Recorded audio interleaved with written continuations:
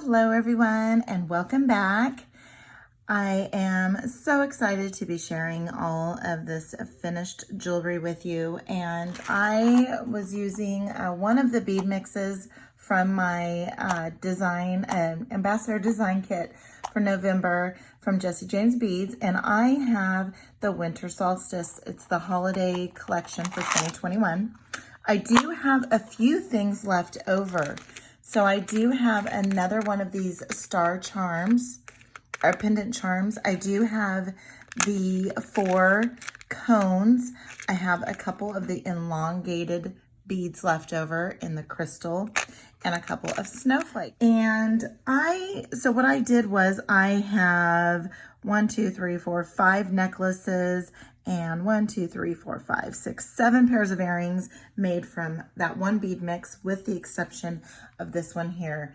I also got this gorgeous pendant. It's about 3 inches long and just quick and easy. I just put it on some ball chain and it's absolutely gorgeous. It's very long and goes really well. I'll show you something else that goes really well with.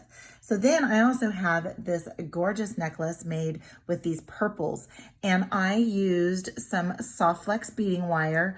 Also, you can grab that on jessejamesbeads.com, and some silver chain, just any silver chain. And I used a couple of Beadalon twisted jump rings. They're open jump rings, but then also use these gorgeous beads, these frosted beads that have that hint of blue and purple.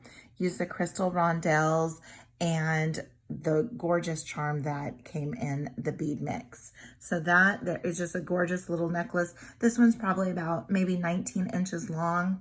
Made it a little bit shorter. Put that off to the side. Then we have this necklace here. I used some longer linked chain that I have here. Used some oval jump rings. So these are oval jump rings, also from Beadalon and also available on jessejamesbeads.com.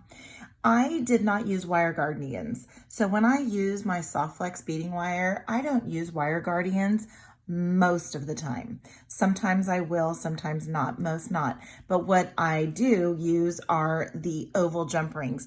Because the oval jump rings open up on the side of the ring, you reduce your chances of damaging the beading wire or having it slip through.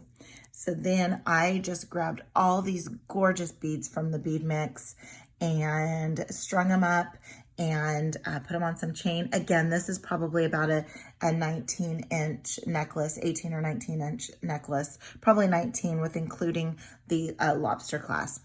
But just a gorgeous arrangement of colors. I love these colors for winter.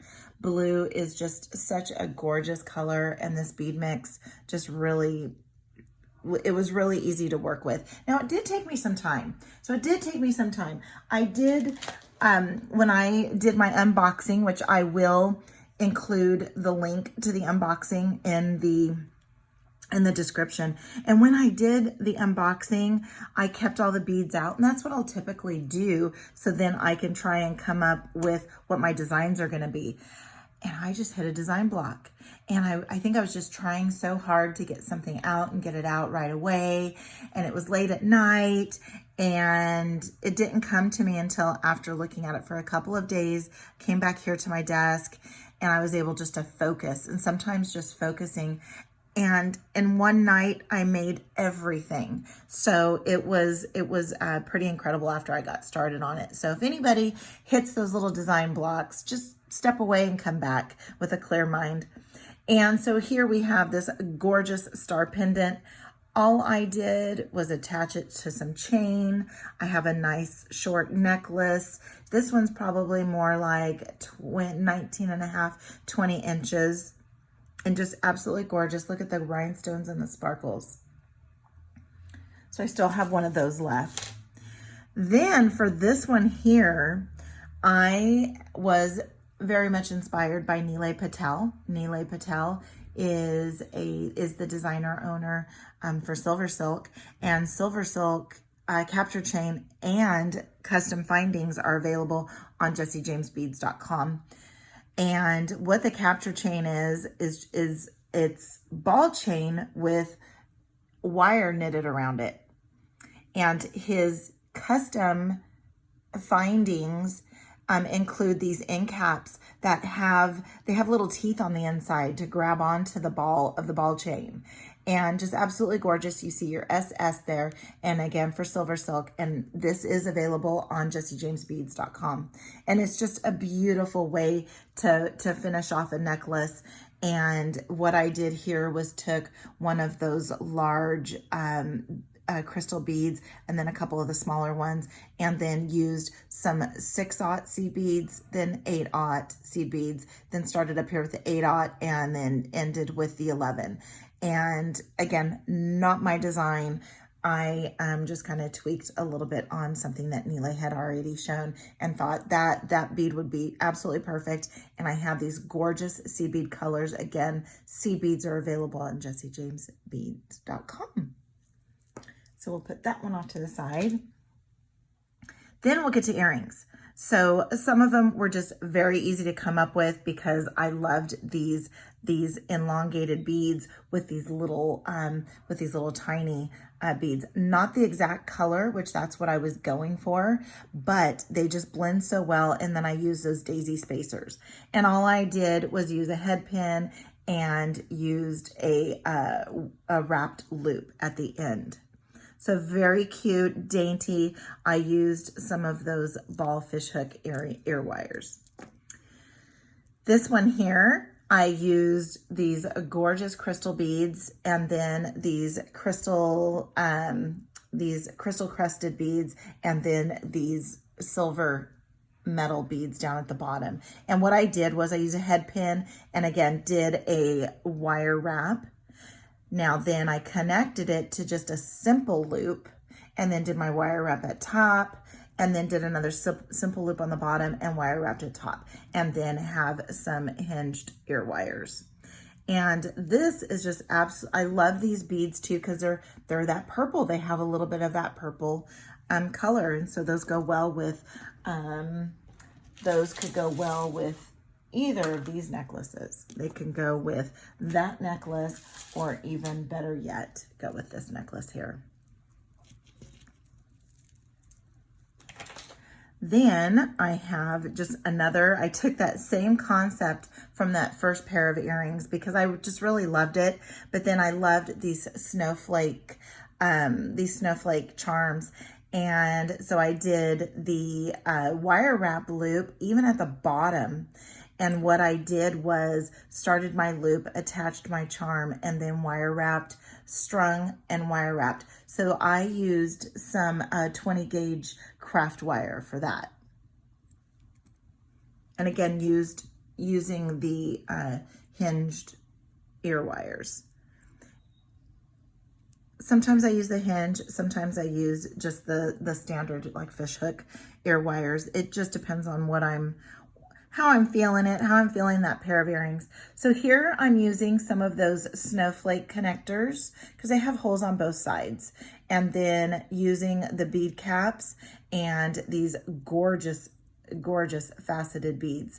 They have like a frosted laser etched finish on them as well. And just absolutely gorgeous, so pretty.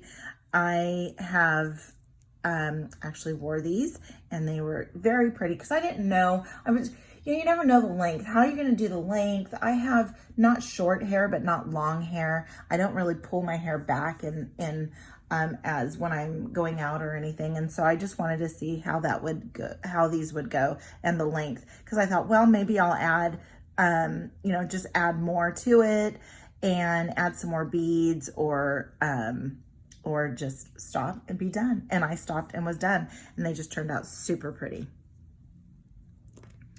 Then we have these here where I use the connector again and then use these elongated beads. And again, I did my wire wrapping for my loop. And I will typically finish off the tops with the wrapped method rather than the simple loop. And I did use a simple loop on the bottom, just so that I can connect it over here to and I connected it directly to the Snowflake connector, and then used the hinged. And it's just, I really love these. These are so pretty. I love the colors. Again, the colors in this bead mix were perfect for me because it's kind of my colors that I like.